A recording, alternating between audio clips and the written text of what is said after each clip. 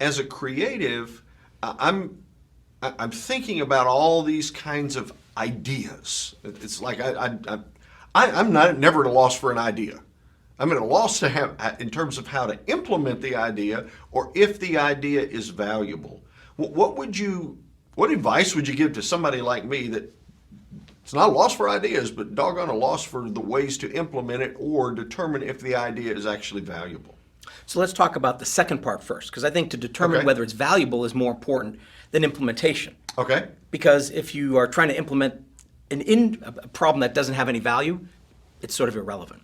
So the key to me is whatever you have as an idea, step back and always ask yourself, what is the underlying problem I'm really solving?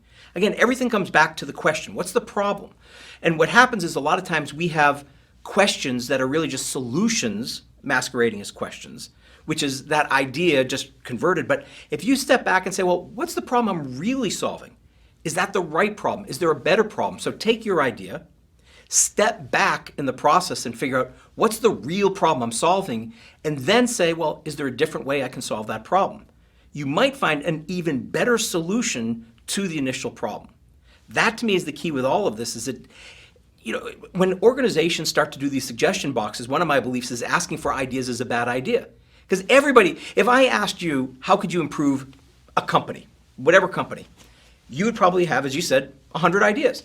Now you multiply that by thousands or hundreds of thousands of customers. Now all of a sudden you have millions of ideas, of which probably a really, really, really small fraction of them are considered valuable.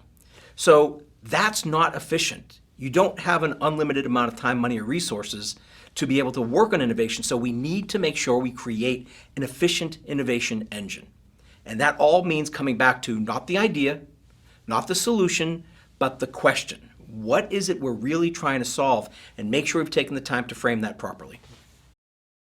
Pick up a copy today at invisiblesolutionsbook.com.